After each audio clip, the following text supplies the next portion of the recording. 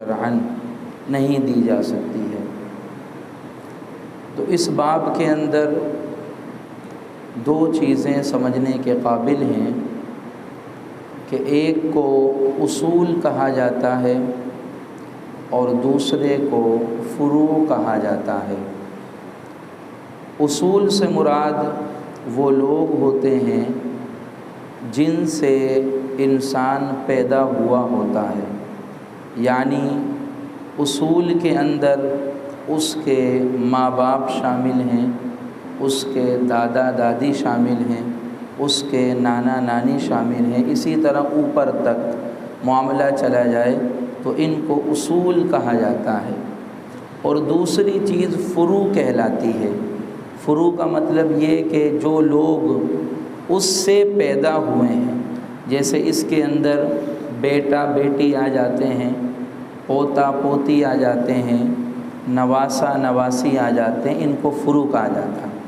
تو انسان جن سے پیدا ہو وہ سارے لوگ اصول ہوتے ہیں، اور جو لوگ اس سے پیدا ہوں وہ سارے لوگ فروع کہلاتے ہیں۔ تو رشتہ داروں میں سے زکوٰۃ کن کو دی جا سکتی ہے اور کن کو نہیں؟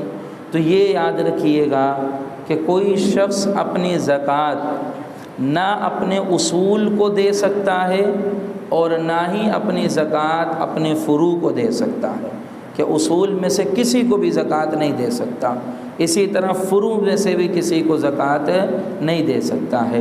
تو اصول اور فروع کے علاوہ ایک بات اور یاد رکھنے والی ہے کہ شوہر اپنی بیوی کو اور بیوی اپنے شوہر کو زکوٰۃ ادا نہیں کر سکتی۔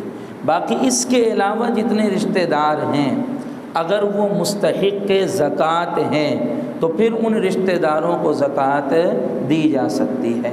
اب جیسے بھائی ہے تو اب سوال یہ اٹھے آیا بھائی کو زکوٰۃ دے سکتے ہیں کہ نہیں دے سکتے ہیں؟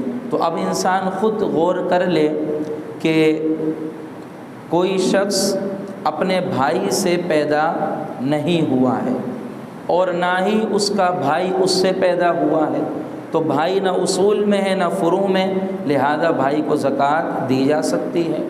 اب کوئی سوال کرے کہ خالہ کو زکوٰۃ دی جا سکتی ہے کہ نہیں دی جا سکتی؟ تو اب خود غور کر لیں کہ خالہ سے وہ پیدا نہیں ہوا اور نہ خالہ اس سے پیدا ہوئی ہے، لہذا خالہ کو زکوٰۃ دی جا سکتی ہے۔ پھوپھی کو زکوٰۃ دی جا سکتی ہے کہ نہیں؟ تو وہ خود غور کر لے کہ وہ نہ تو اپنی پھوپھی سے پیدا ہوا ہے اور نہ اس کی پھوپھی اس سے پیدا ہوئی ہے، لہذا اس کو زکوٰۃ دی جا سکتی ہے۔ تو رشتہ داروں کے باب کے اندر جو لوگ اصول کہلاتے ہیں ان کو زکوٰۃ نہیں دی جا سکتی، جو لوگ فروع کہلاتے ہیں ان کو زکوٰۃ نہیں دی جا سکتی، اور شوہر بیوی کو اور بیوی شوہر کو زکوٰۃ نہیں دے سکتا۔